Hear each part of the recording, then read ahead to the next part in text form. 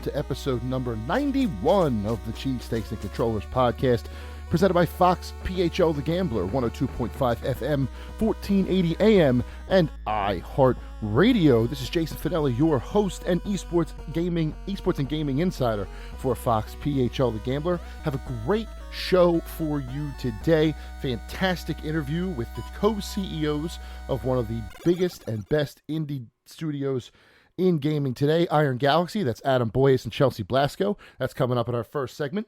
Segment number 2 is going to follow up on the Max Payne announcement, which we'll get to in the 6 and 60 seconds, and kind of build on that a little bit. And then we're going to round out the show with the full wrap-up and recap of March Music Madness 2022, go through the bracket, talk about the biggest upsets, and eventually the overall champion. But, as I said, before we do anything, let's get into the 6 in 60 seconds. After losing their winners round 1 match, the Los Angeles Guerrillas stormed through the elimination rounds to win the Call of Duty League's Major 2, defeating the Atlanta FaZe in the final. The Philadelphia Fusion have brought on assistant coach Sung Min, formerly of O2 Blast and Runaway, to complete their coaching staff. Elsewhere, the League of Legends LCS Spring Playoffs are underway, with Team Liquid and 100 Thieves victorious in Week 1. This weekend in Week 2, Cloud9 will face Golden Guardians, and Evil Geniuses versus FlyQuest in the lower bracket. A report from Bloomberg's Jason Schreier says that Activision Blizzard will bump 1,100 QA tester employees to full-time with a bump in pay up to $20 an hour. Max Payne and Max Payne 2 will be remade from the ground up by Remedy Entertainment with backing from Rockstar Games. And finally, Crystal Dynamics has announced that a new Tomb Raider game is in development, and it will be powered by Unreal Engine 5. Those are your 6 in 60 seconds. And the 6 in 60 seconds are brought to you today by the St. Francis Players, Springfield, Pennsylvania, Delaware County. Willy Wonka and the Chocolate Factory kicks off April 22nd, 7:30 p.m., goes 23rd, 7:30, April 24th, 2 o'clock Sunday matinee, April 29th, 7:30, April 30th, 7:30, and May 1st, 2 o'clock matinee. Come see a great show out here in Springfield, Delaware County, with a familiar face playing the lead role, Willy Wonka, and the debut of someone, pretty special to me. St. Francis Players, Willy Wonka and Chocolate Factory, that's St. Francis of Assisi Parish in Springfield, Pennsylvania, Delaware County. Yes, folks, those are your 6 to 60 seconds for the week, the biggest headlines from what is always a big week in video games. But this now is a big moment for Cheesesteaks and Controllers. I have, in our next interview segment, the co-CEOs from one of the indie studios that I have been following for a very, very long time. Very, very excited to speak with them here with you now. That is Adam Boyes and Chelsea Blasko from Iron Galaxy, started in Chicago and is now expanding all over the country. A takeover is happening at Iron Galaxy. Adam, Chelsea, how are you today? Hi, doing really well. Yes, doing fantastic. The snow is finally getting out of Chicago, and I'm happy about that. It's the sun is out. It's getting warmer. As long as it doesn't come to Philly, I'm happy to hear that. That's all we do is we export our snow. Yeah. Yeah, just export your snow everywhere else eastward. Exactly. We just see it coming and can't do anything about it. So Iron Galaxy did recently announce an opening of a brand new studio space in Nashville, Tennessee. Admittedly, not the first city I think of when I think of game development. So what appealed to you enough to open there? Was it just the office space itself? Was it surrounding vibe? What was it about Nashville that made it home for Iron Galaxy? A new home. Yeah, so some of the things that excited us about opening a studio in Nashville, we have the studios in Chicago and Orlando. We really want to give people another cultural experience. We want to meet employees, where they are. We want to give them choices and where they can live and what kind of cultural experience they might have there. There's also just a ton of universities right around Nashville. So a lot of great student talent that we're really hoping to train. We've got a new internship program that we've revamped recently too, to really try to funnel in a lot of these college kids into games as a career. Yeah, there's a pretty big sort of web 2.0 scene in Nashville, and that's sort of growing. We see a lot of people importing from the West Coast and East Coast. But at its core, Nashville is a creative epicenter. I mean, if we think about music, country music specifically, but beyond that, so many music artists sort of love to sort of hone their craft there. And we think about creativity and whether it's visual or audio being an important draw for our industry. So we kind of looked at all the different cities across America, and we go, hey, listen, there isn't a big video game footprint here. Why is that?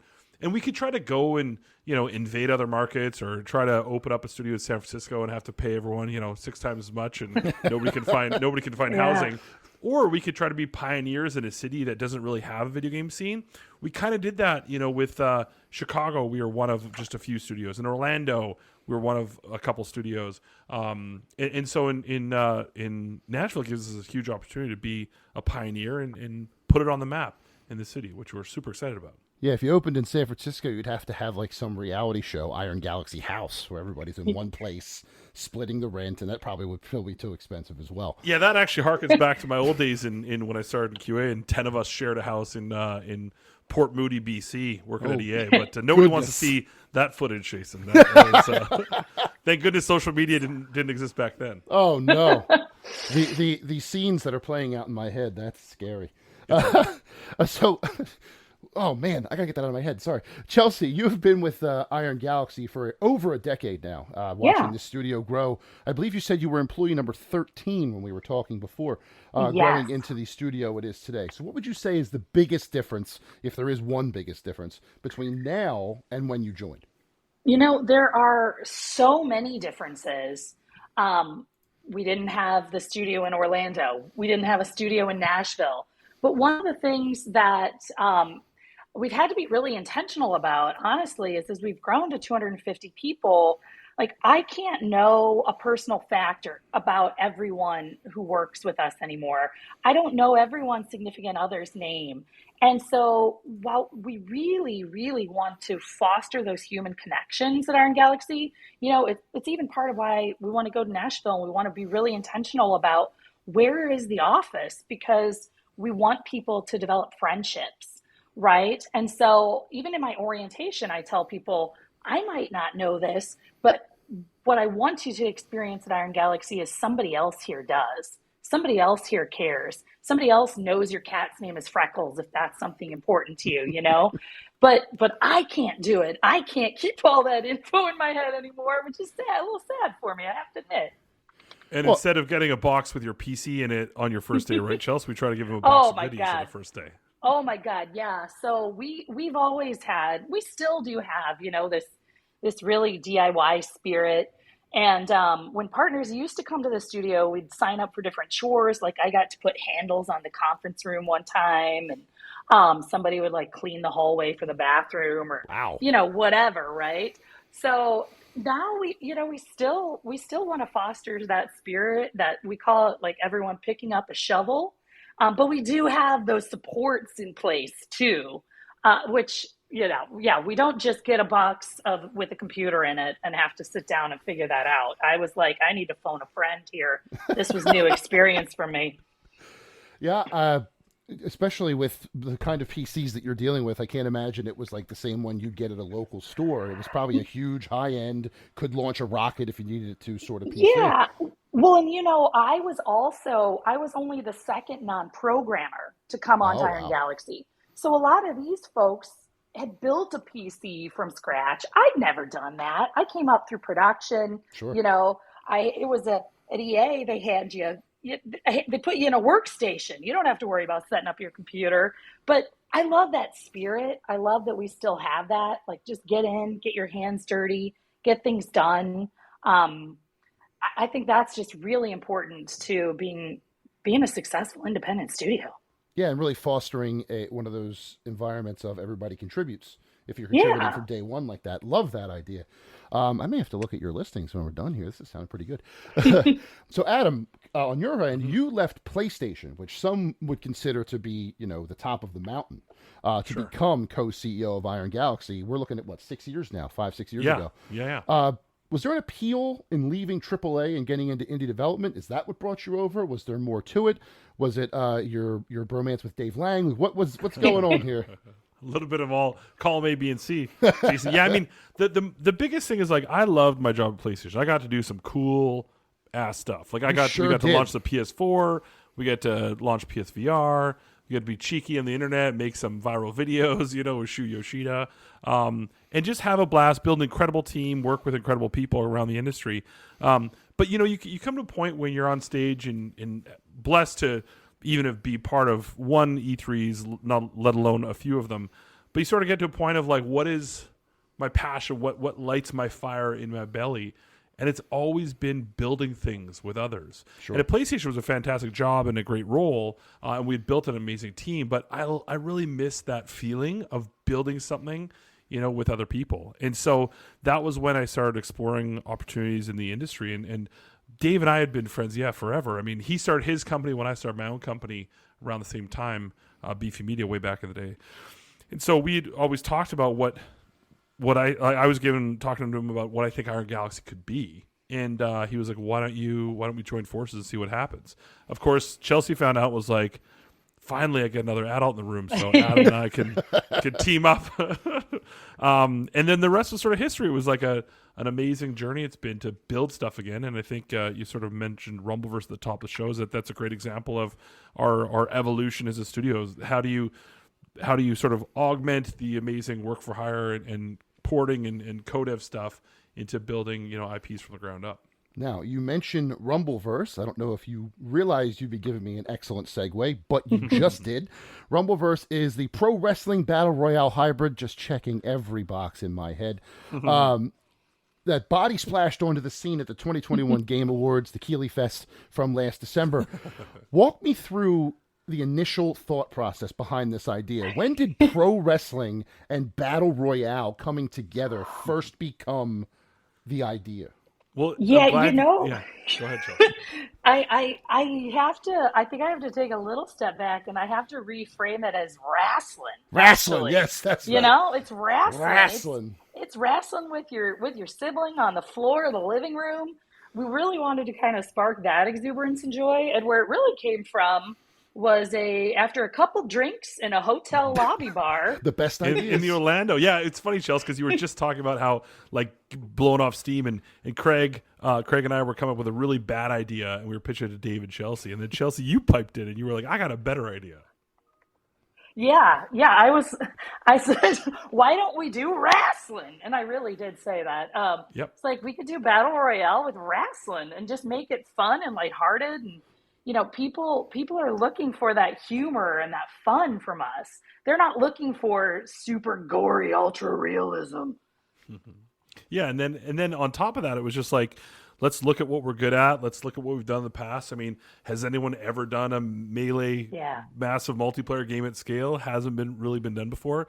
Who can bring the comedic elements? And a lot of us come from, work on sports games, and many of us worked at Midway. And so how do we bring that origin story, like the tactileness of feeling on a controller that we've all felt playing like Mario and Crash? Like, how do we replicate that on a larger scale? And then it kind of snowballed from that, right, Chelsea? I mean, we just were jamming on concepts and ideas for a while on it.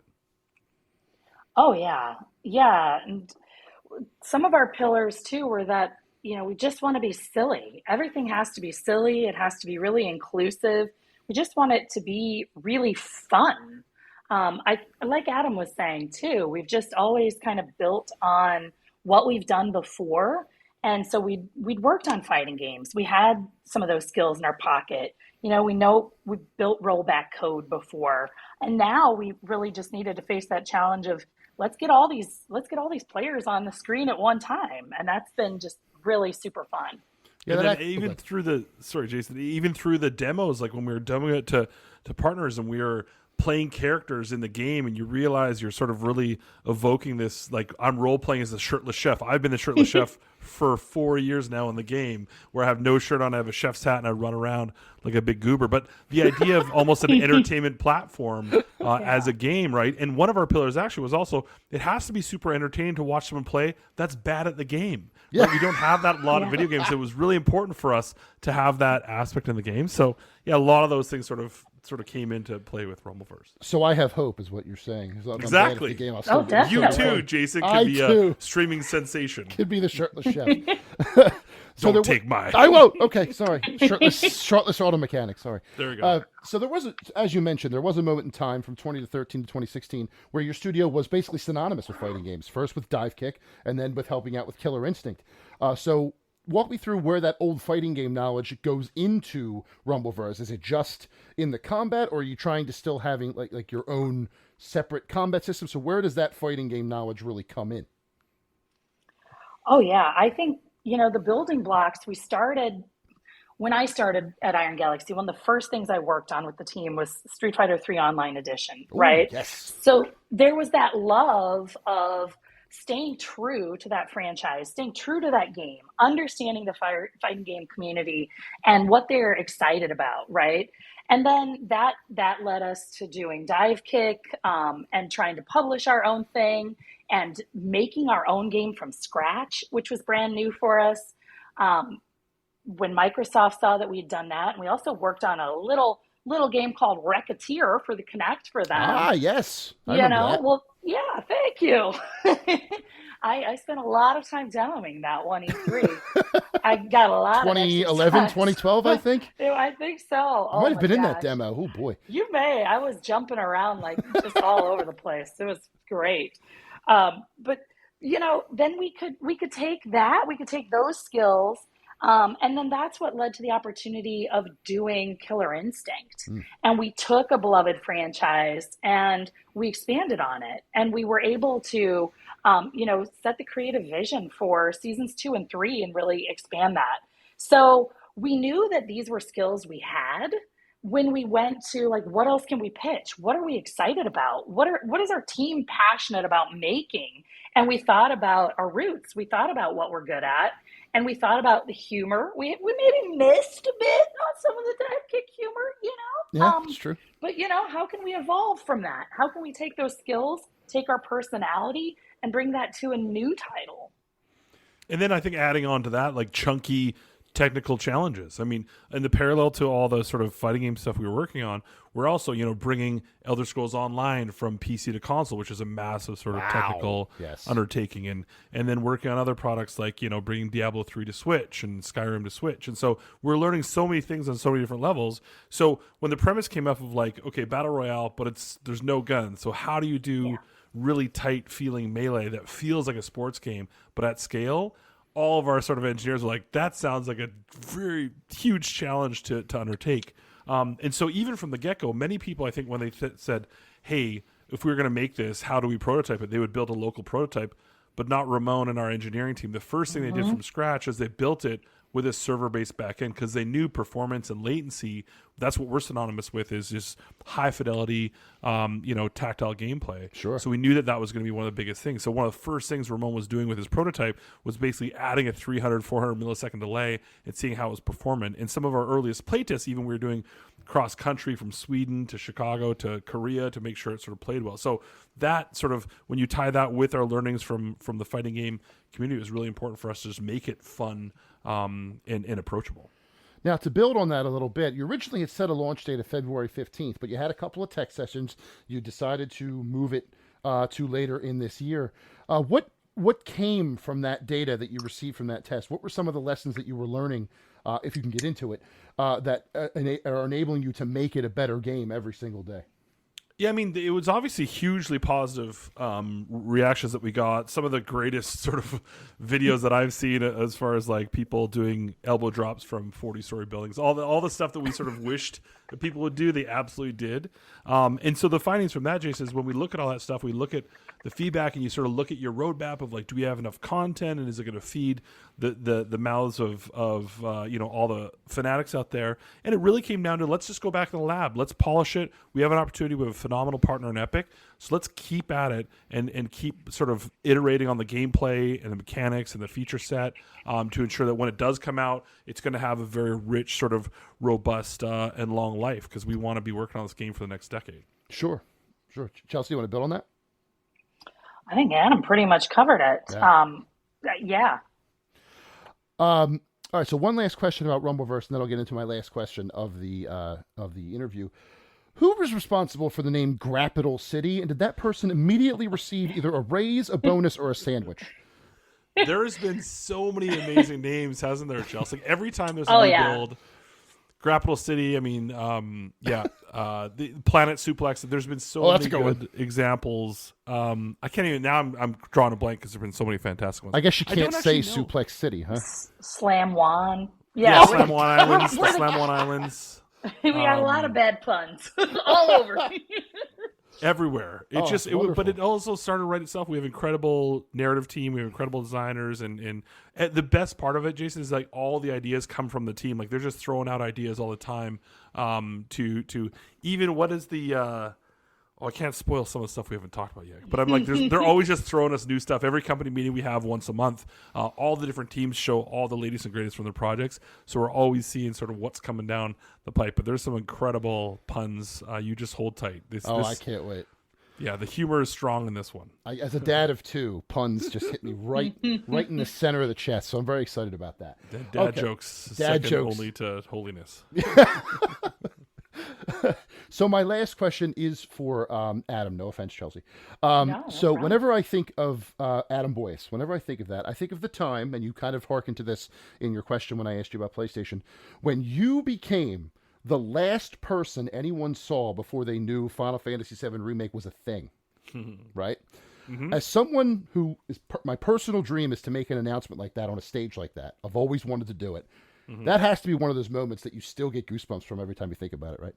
100%. Yeah, no, like it was my highlights of PlayStation were like we created sort of a writer's room for like how do we build an awesome crescendo of announcements and how do we, of course you have to line up the content, the partnerships and all that stuff. So it was a huge team. I mean, I had 100 people on the team across all third party and developer technology group. So a lot of people involved in it, but you wish and you hope, Jason, like it was always like, let's create a wish list of what we could have. Sure. And that year when we were able to do Last Guardian Remake and Shenmue and FF7 was just like, we got it, we did it. And I'll never forget sort of the reaction and tweeting out the list that we had done with the checklist. It was magical. And that's what I look back. I look at not only incredible partners we got to work with, but an incredible team to be able to put that stuff together and make players' dreams come true. I mean, that was the coolest thing. I remember I never have been a public speaker in my life until that job.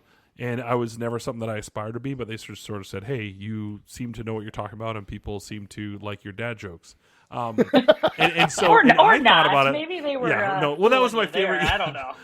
No, Chelsea, that's exactly. I remember after my first time on stage, somebody came up to me and was like, I liked half of the jokes that you made on stage. And I was like, that's pretty good. Batting 500. Why does that sound like John Drake? Right. Exactly. Yeah. But so in general, it was just such a cool opportunity to be there. And then you would just watch from Gio Corsi's building the list, all the kind of stuff that we did. It was all very much fueled by fandom and appreciation. And even when we invented the concept of the PlayStation experience and having a big conference where everyone could come and hang out together, that was our team's idea as well. So the idea of putting all this stuff together, just that's what I love too about Iron Galaxy is like making it more about the honest discussions and the vulnerability and what we do together and how we're working together. I think all of it is so important. It's what makes this industry so special. It's not the big ticker tape parades. It's about the heart and soul of what we do and why we do it. And that's why I love this industry and why I'll never leave it. Well, and I hope that just to tie it all together, the next big announcement that gets us all crazy is an Iron Galaxy announcement because y'all deserve it. Y'all are a wonderful studio, and I've loved following you so far and will continue to do so for as long as you keep making great games. And I will look forward to being a shirtless auto mechanic in Rumbleverse when it comes out sometime later this year. Adam, Chelsea, thank you so much for your time. I very much appreciate it, and I look forward to seeing the latest and greatest from y'all soon. Thank you, Jason. All right, welcome back to episode number 91 of Cheesesteaks and Controllers. Another big thank you to Adam Boyce and Chelsea Blasko from Iron Galaxy Studios joining me today on this episode. Fantastic conversation. Love everything that they do at Iron Galaxy. Seriously, if you have not played Dive Kick yet or Killer Instinct from Xbox One, go check them out. Killer Instinct is one of my favorite fighting games of all time, which for me is saying something because I've played them all at least once. Fighting games are my genre, and Killer Instinct 2013 is one of the best without question.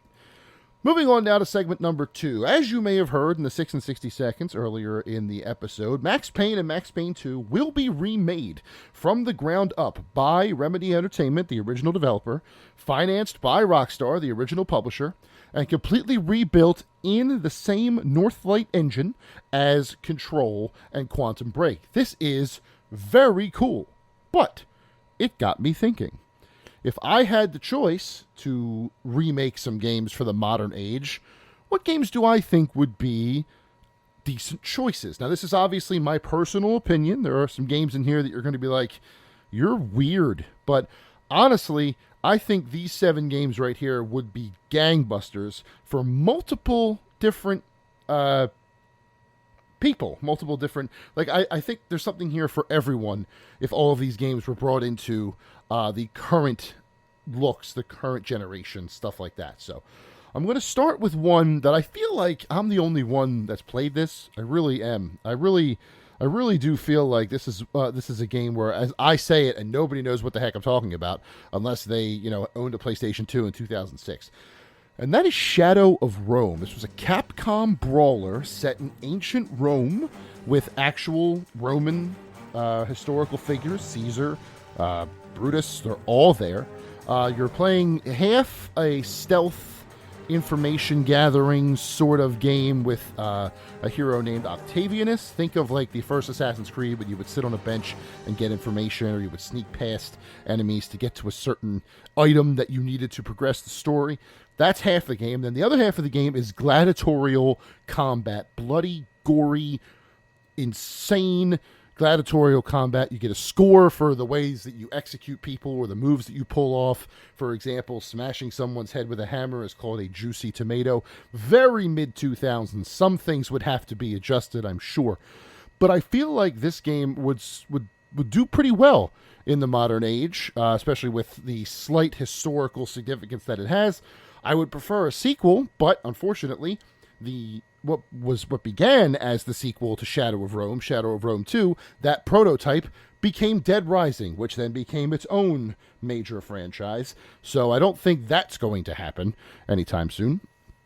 Therefore, Shadow of Rome remaster, remake, Capcom, Shadow of Rome in the RE engine would be amazing. Please think about it. At least one person would play it, and I understand that funding an entire game for one person is not cost effective, but I would appreciate it. So if you would maybe get that done for me, thank you very much.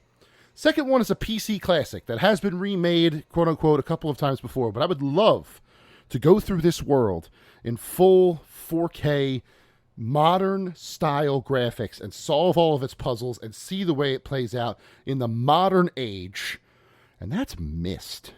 Myst is a classic first-person PC puzzler.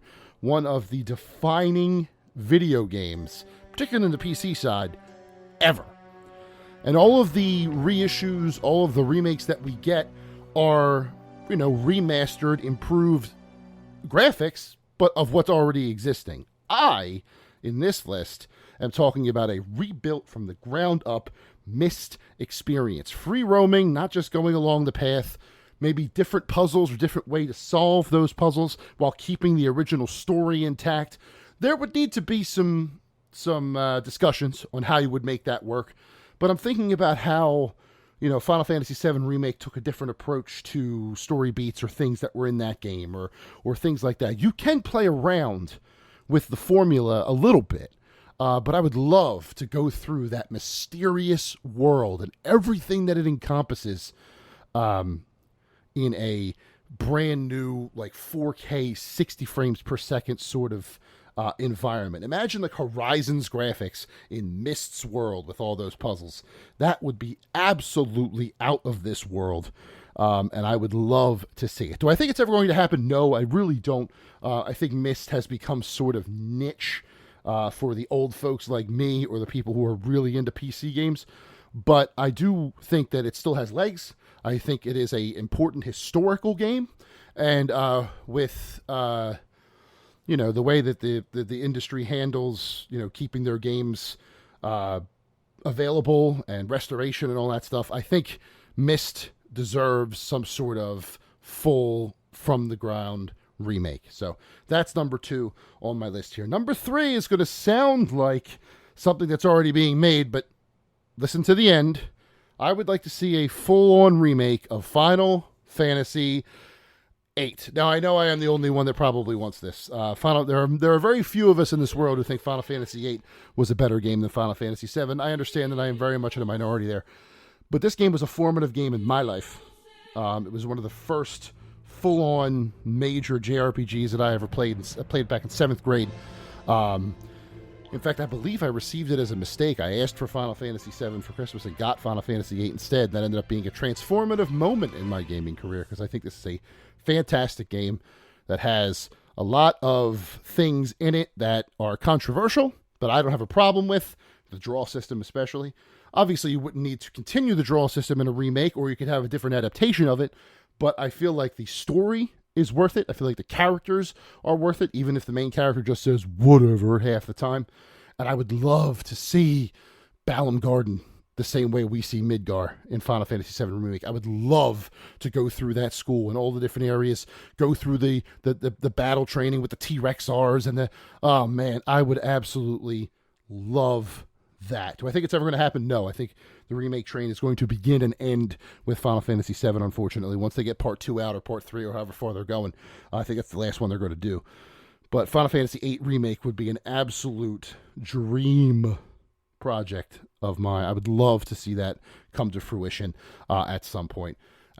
Easily, of all the games on this list, the most me of things that I specifically want.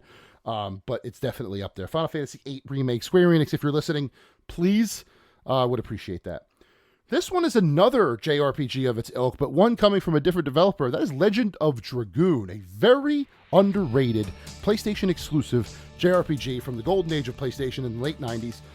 Developed in-house by Sony themselves. This is actually a first-party game for Sony that kind of came out and then was forgot about after a couple of years. And there is a bit of a groundswell of people who would like to see it return. There are rumors that it is being remade already. I think of the 7 on this list, there's only one other one that has those sort of rumors swirling around it. Ironically from the same developer, but we'll get to that. But Legend of Dragoon, I think, is definitely worth it. I think, again, it's another great story with characters that I think would still resonate today. You could put Xenogears in this as well, but that's not PlayStation. That's Square Enix again. But Legend of Dragoon, definitely one that should come back to a modern age. I think there's a lot there that can be explored. Even if you wanted to do a sort of like remake, but also a sequel or like a offshoot or something to get back into that universe, I think is absolutely worth it. And also let it be known that this is not to be confused with Panzer Dragoon, which already was remade to middling success.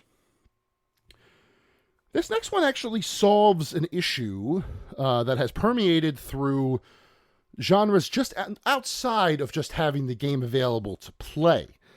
This is one that would solve a lot of problems in a particular sense, and that is a remake of Super Smash Bros. Melee. Bringing Melee back onto the Switch would A, give the Melee fans something to sink their teeth into, B, continue the life of the franchise, and C, allow Melee to enter the competitive scene again under Nintendo's admittedly asinine rules. They don't want Melee to be part of the scene because it's not the current game. They'd rather you play Ultimate, but then they're not going to give you all the options to play Ultimate, like pulling out of Evo. So give us a remake of Melee, put them both in Evo, or put them both in high quality tournaments, and then let the money roll in, because you know you would get players that would play both, or just one, or the other. And those, you're looking at 2,000 entrant tournaments at majors easily. So remake Melee, same speed, same, maybe just updated graphics or whatever. Would love to see it. Maybe a balance patch so we can get some new characters at the top of the tiers. But I think that makes a lot of sense as far as remakes are concerned. Will Nintendo ever do it? No, absolutely not. But it's one that I think is definitely worth considering if you were the big N.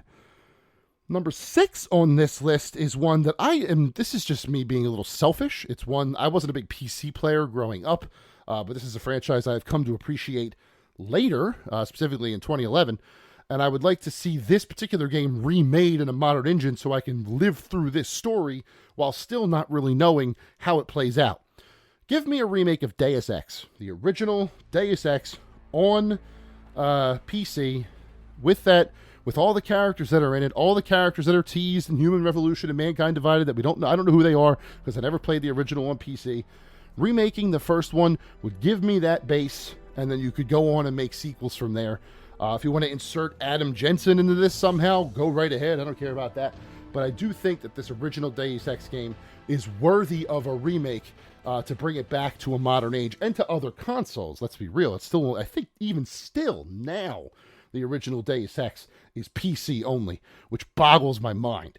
So a remake of that over there, Crystal Dynamics and Eidos would, I think it's Eidos, sorry about that, would bring the game to a new set of players, even continue the lifeblood of the previous two, Human Revolution and Mankind Divided, and then you can continue the story however you wish with Invisible War or otherwise.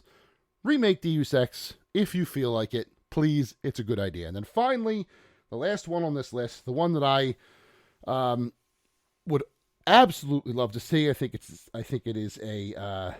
actually think it's a pretty good chance at this point with all the rumors swirling around it. I mentioned earlier that Legend of Dragoon has some rumors around it. This one does as well, and that is the original Metal Gear Solid, way back from 1998, PlayStation 1, Solid Snake's first adventure into Shadow Moses Island.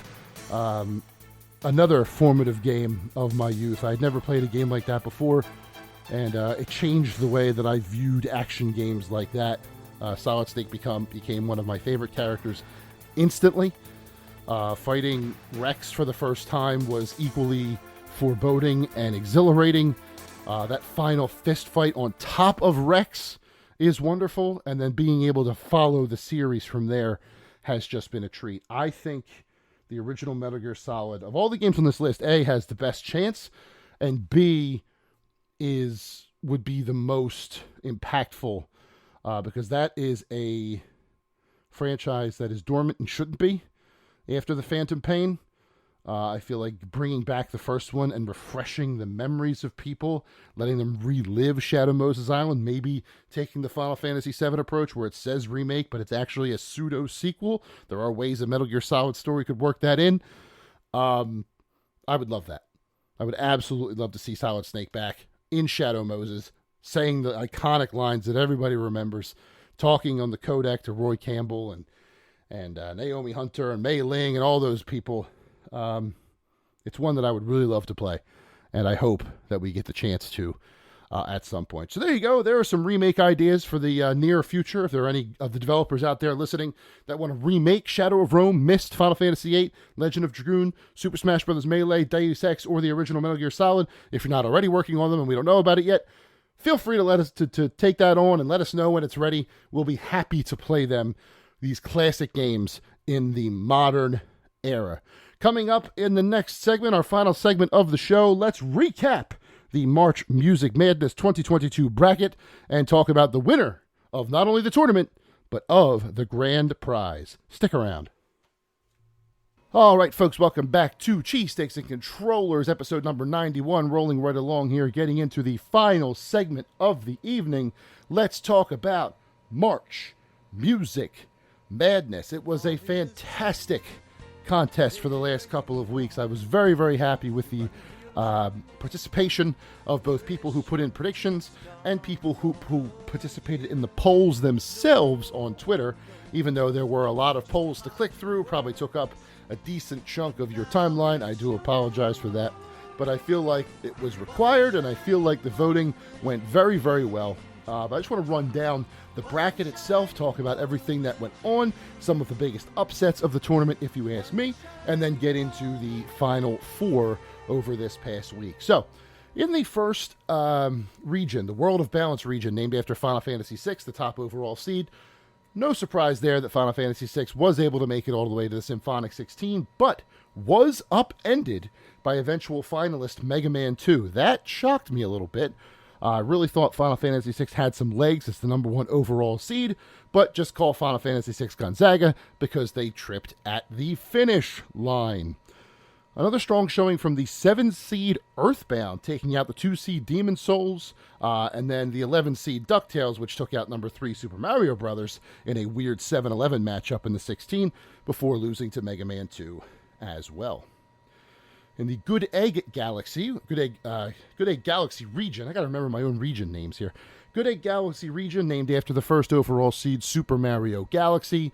This one in the top half of the bracket was basically chalk, with the exception of one matchup. Number 1 beat number 16, Mario Galaxy over Far Cry 3 Blood Dragon.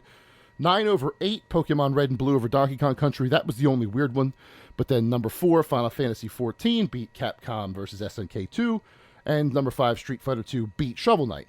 In the round 2, number 1 beat number 9, number 4 beat number 1, number 4 beat number 5. So we got to Mario Galaxy and Final Fantasy XIV, which is where things got turned upside down on this side of the bracket, with Final Fantasy XIV, the 4 seed, taking out Super Mario Galaxy, the 1. On the other side, however, we had some topsy-turvy, one of two seeds to go down in the first round, Octopath Traveler, which is an enormously good soundtrack. Let's not kid ourselves. It's very, very good.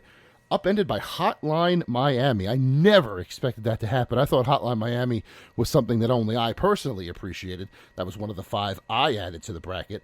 But it turns out Hotline Miami had some legs and beat Octopath Traveler in a close poll, admittedly, 53% to 47%, before falling to another game that pulled a first-round upset, Super Mario RPG beating out The Last of Us in round 1, 60-40, and then beating Hotline Miami 80-20.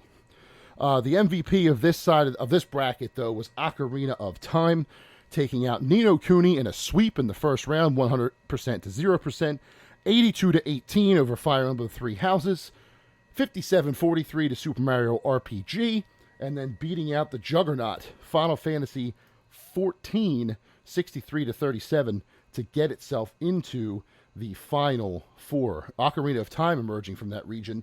Not something I expected, yet here we are.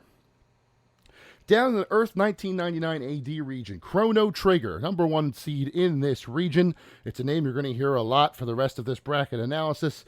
Took care of business in every match it needed to, emerging from the Final Four in this bracket, as it's supposed to. However, it did have some tough opposition. Not in the first round, swept Hotel Dusk Room 215, took out Metal Gear Solid 3, 80-20 in round 2, 57-43 over Super Mario 64 in the Sweet 16, and actually, believe it or not, in the Elite Eighths, Chrono Trigger and Tony Hawk's Pro Skater 2 was a 50-50 tie in the first 24-hour poll, requiring a 1-hour poll runoff in which it emerged 58-42. Poll runoffs really there were more of those than I expected, and I'll get into some of the other ones in the bracket here. But I really was surprised at how many of these matchups ended up being ties, and then ties going a way that I would not have expected them to go in the runoff. Case in point, the 2 seed in this region, Legend of Zelda Breath of the Wild, losing in a 1-hour runoff to Parappa the Rapper. 50-50 in the first 24-hour poll, 57-43 in the 1-hour runoff, moving Parappa the Rapper to the second round, where it ran into Tony Hawk's Pro Skater.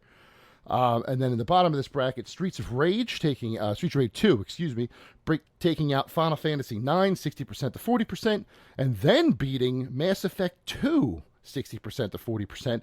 Another surprising result there, before losing to Tony Hawk in the Sweet 16. And then finally, in the Nether region, named after the number 1 seed in this region, Minecraft.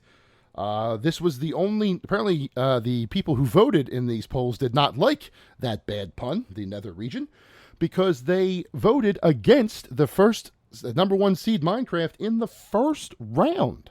16 seed Star Ocean till the end of time, not making us wait 130 brackets before the first 16 over 1. We get one in the very first contest, a 55 to 45% victory over Minecraft, losing in the second round to Persona 5, 67 to 33. But the fact that it knocked out a juggernaut like Minecraft means one of two things. The Star Ocean Till the End of Time soundtrack is better than I think it is, or Minecraft did not deserve the number 1 overall seed. One or the other. Not quite sure. Persona 5 had a strong showing, getting itself to the Sweet 16, beating Red Dead Redemption 2 in round 1 and Star Ocean in round 2, before losing to Doom 2016 in the third round. A surprising result there, if I do say so myself. Really thought that Persona 5 had more legs than that. Doom 2016 getting through Doom 1993 in the first round, my favorite matchup of the entire first round. Beating Portal 60-40 in the second round, beating Persona, and then getting to the Final Four by defeating Final Fantasy VII in the Elite Eight 57-43, and was also, for me, a major, major upset.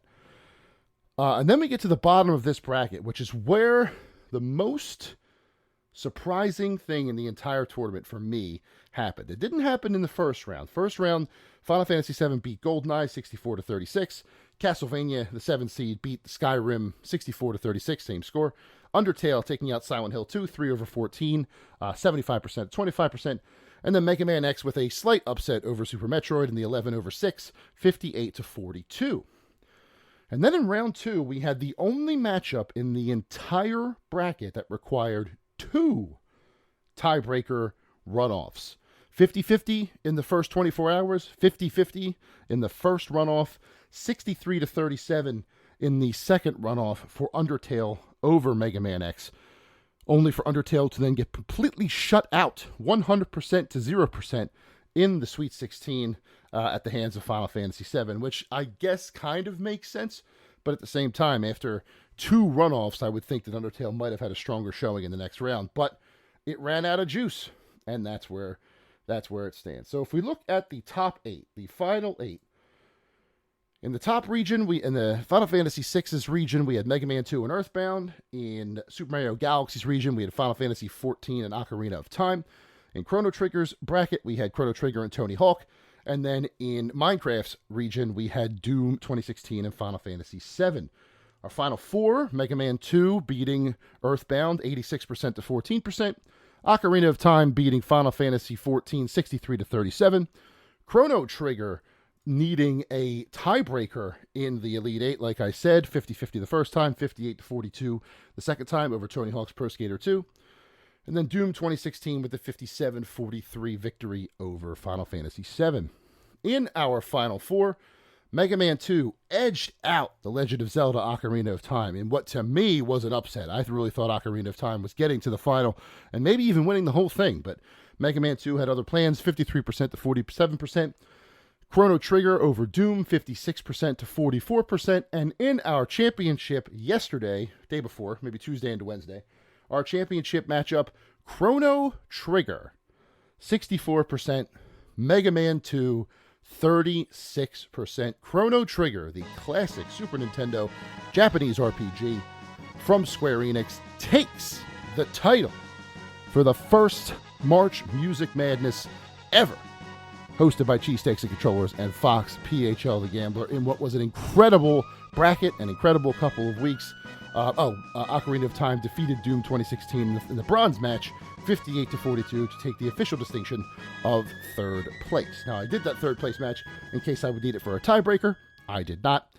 And looking at the predictions, Dakota, my friend Dakota, from out there in Los Angeles, a good friend of mine from the industry, put in a prediction bracket, ended up winning the entire thing because he was the only one to choose Chrono Trigger as the winner.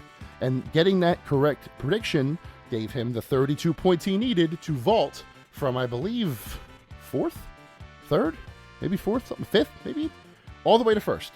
And thus taking the victory with 103 points for his bracket. The next bracket was, I believe, 91, which would have been the winner if Mega Man 2 had won the title over Chrono Trigger. But the fan voting in the Twitter polls made sure that did not happen. This was an awesome contest, but it was the first one I ever ran. So if you have any suggestions for me, if you have anything that you would like me to do differently, if I need to do maybe more prizes, if there was, I have to go back and look at the analytics, but if there was a difference in like the person who won the whole thing versus the person who had the most individual matches correct, maybe a little bonus there too. I'm still thinking up ideas for year 2. But if you enjoyed this contest, if you enjoyed the format, please let me know. I would love to run another one, maybe A, with a different topic in the summertime, or B, next year we'll do a whole new March Music Madness, a whole new bracket, and see where we end up there. But Congratulations to Dakota for winning the $50 digital currency to any one store he chose. He chose Xbox Live. Smart man. Probably has some things coming up that he wants to purchase. Maybe even renew his Game Pass subscription on me for a little while. Hey, sky's the limit there, pal. Whatever you want to do with that, it is now yours. Just delivered that to him earlier today. And the March Music Madness 2022 was officially wrapped for this year. Looking forward to doing it again next year and seeing what kind of madness we can do in the March Music Madness bracket. And with that, that is the end of episode number 91 of Cheesesteaks and Controllers, presented by Fox PHL The Gambler, 102.5 FM, 1480 AM, iHeartRadio, Amazon Music, Spotify, wherever you get your podcasts is where you're listening to this voice. And if you are listening to this voice at the end of the podcast, thank you. I appreciate your time, I appreciate your attention, and I appreciate you spending some time with me to learn about the latest and greatest in video games this week. I also would like to extend a thank you to Adam Boyes and Chelsea Blasko, co-CEOs of Iron Galaxy Studio, based in Chicago, for coming on with me and talking about their Nashville office and Rumbleverse and other things that are happening there. Looking forward to everything they have coming up in the near future, and I do appreciate their time with me. And I apologize again for not recording it the first time. Yep, I am calling myself out here. We started the interview, and the first two questions somehow were not recording, so we had to start all over. Yeah, 91 episodes, you'd think I know what I'm doing, but I don't yet. But they were great about it. They were very, very nice, very understanding, and I appreciate their patience with this dope named Jason.